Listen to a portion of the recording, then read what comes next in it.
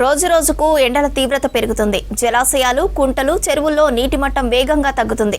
పంటలకు పెద్ద ఎత్తున భూగర్భ జలాలు వినియోగిస్తున్నారు రైతులు.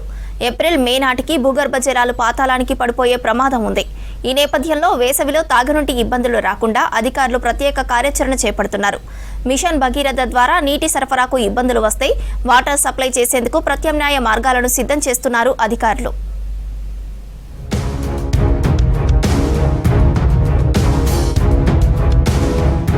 కరీంనగర్ ఉమ్మడి జిల్లాలో వేసవిలో తాగునీటి ఎద్దడి కలగకుండా ముందస్తు కార్యాచరణ చేపట్టారు అధికారులు. జిల్లాలో 2 మున్సిపల్ కార్పొరేషన్లు, 13 మున్సిపాలిటీలున్నాయి. అనుబంధ గ్రామాలను కలుపుకుని 1500 దాకా పల్లెలు ఉన్నాయి. దాదాపు అన్ని మున్సిపాలిటీల్లో మిషన్ భగీరథ గ్రిడ్ నుంచి తాగునీరు అందుతుంది. ప్రతి ఏడాది వేసవిలో గ్రిడ్లో సాంకేతిక సమస్యలు, మోటార్లు రిపేర్కు రావడంతో తాగునీటి సరఫరాకు ఆటంకంగా మారింది. ఈ మధ్య కోరుట్ల సమీపంలోని ప్రధాన మిషన్ భగీరథ గ్రిడ్ దగ్గర లోపాలతో తాగునీరందక ఇబ్బందులు పడ్డారు స్థానికులు. ఇలాంటి సమస్యలతో పాటు జలవనరుల్లోనూ నీటి మట్టం క్రమంగా తగ్గుతుంది.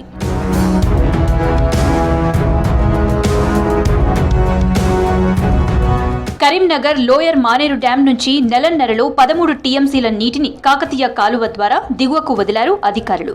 ప్రస్తుతం ఎల్ఎండిలో 13.37 టీఎంసీల నీరుంది. ఏప్రిల్ నాటికి 6 టీఎంసీల నీరుంటే తాగునీటికి ఇబ్బంది ఉండదని చెప్తున్నారు అధికారులు. మిడ్ మానేరులో 27.5 టీఎంసీలకు 18.36 టీఎంసీల నీరుంది. ఇక్కడి నుంచి ఎల్ఎండి, అన్నపూర్ణ, రంగనాయక సాగర్, మల్లన్న సాగర్ రిజర్వాయర్లకు నీటిని పంపిస్తారు. మిడ్ మానేరు బ్యాక్ వాటర్లోనూ మిషన్ భగీరథకు నీటిని పంపించే అవుట్లెట్ పాయింట్ ఉంది. అక్కడికి నీరు అందాలంటే ప్రాజెక్టులో దాదాపు 8 టీఎంసీల కుషన్ మెయింటైన్ చేయాల్సి ఉంటుంది.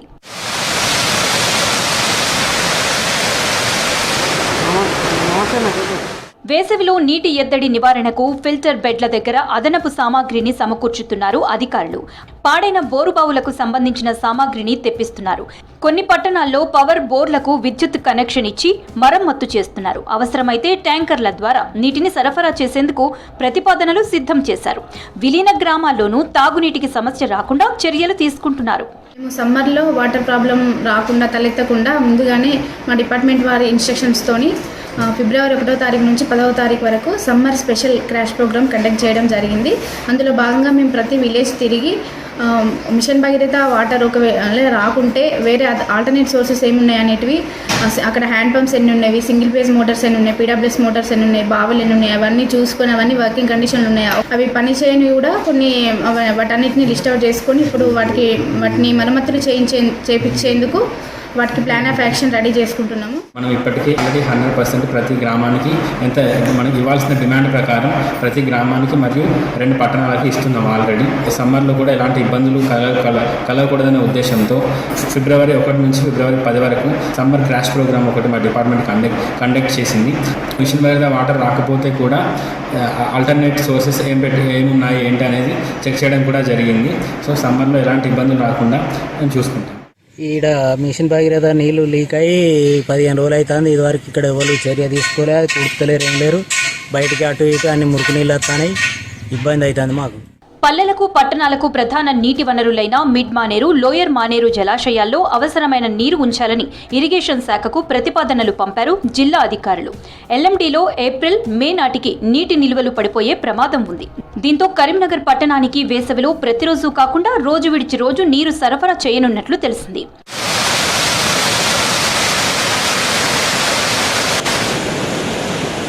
చొప్పదండి పట్టణానికి ప్రస్తుతం సిరిసిల్ల గ్రిడ్ నుంచి వాటర్ సప్లై అవుతుంది.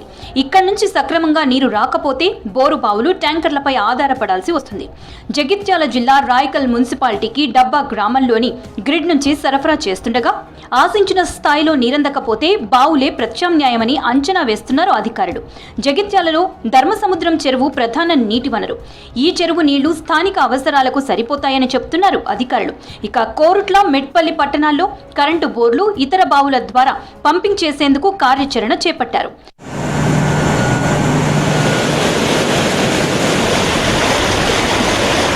నీటి ఎద్దడి కలగకుండా అధికారుల ప్రణాళికలకు అనుగుణంగా ప్రభుత్వం నిధులు విడుదల చేయాల్సి ఉంటుంది. అప్పుడే సాగునీటికి, తాగునీటికి ఎలాంటి ఇబ్బంది ఉండదని అభిప్రాయపడుతున్నారు లోకల్స్.